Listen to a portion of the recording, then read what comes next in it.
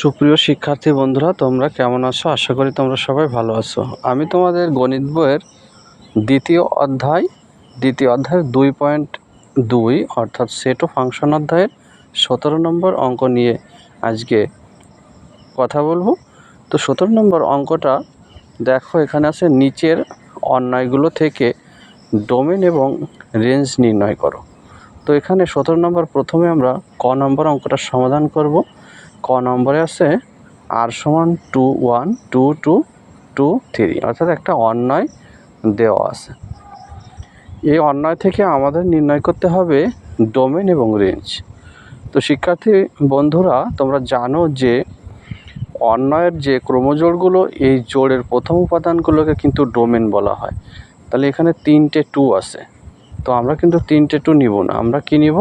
3টে 2 থেকে একটা 2 নেব। তাহলে আমাদের নির্ণয় ডোমেন হবে r সমান 2। এরপরে আমাদের রেঞ্জ নির্ণয় করতে হবে। এই অঙ্কগুলো কিন্তু খুবই সোজা অঙ্ক। তো ডোমেন এবং রেঞ্জের আমি একটা পর্ব তোমাদের দিয়েছি, তোমরা যারা ডোমেন এবং রেঞ্জ সম্পর্কে ভালো বোঝো না তারা সেটা দেখে আসবে। তো রেঞ্জে r সমান, আমরা দেখো 1 2 3 আছে, তো আমরা 3টিকে নেব। অর্থাৎ প্রথম উপাদান হচ্ছে ডোমেন এবং দ্বিতীয় যে উপাদানগুলো সেগুলোকে রেঞ্জ বলা হয়।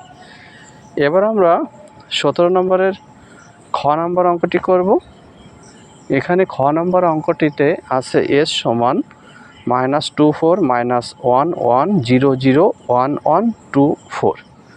তো শিক্ষার্থী বন্ধুরা, আমরা প্রথম উপাদানগুলোকে ডোমেন হিসেবে নিব।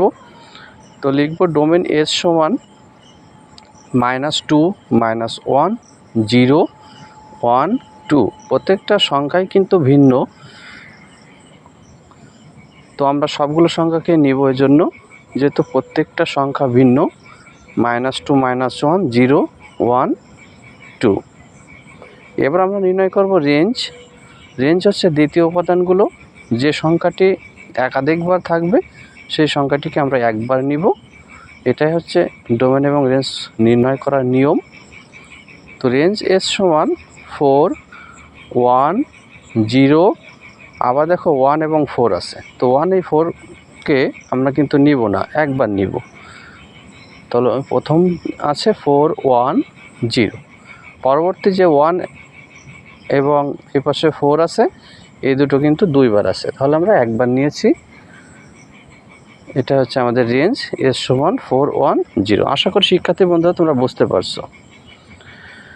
এরপরে আমরা গ নাম্বার অঙ্কটি করব। গ নাম্বার অঙ্কটি আছে f সমান হাফ, 0, তারপর আছে 1 1, তারপরে আছে 1, তারপরে -1, এরপর আছে 5/2,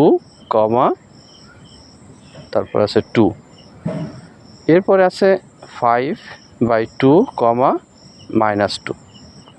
এই হচ্ছে f সমান আরেকটি অন্যায় দেওয়া আছে। এই অন্যায় থেকে আমাদের ডোমেন এবং রেঞ্জ নির্ণয় করতে হবে।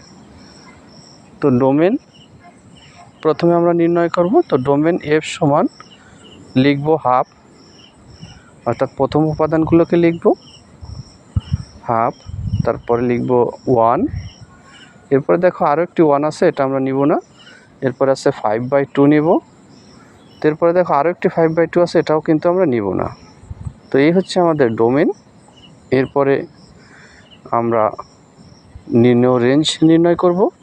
নির্ণয় রেঞ্জ f সমান দ্বিতীয় উপাদানগুলি। তো প্রথমে আছে 0, তারপর আছে 1, তারপরে দেখো -1 আছে, তারপর আছে 2 আছে, তারপর আছে -2। প্রত্যেকটা উপাদান কিন্তু ভিন্ন। তো আমরা যদি ক্রম অনুযায়ী সাজাতে চাই, তাহলে প্রথমে আমরা -2 দেব, তারপর -1, তারপর 0, তারপরে 1 এবং 2।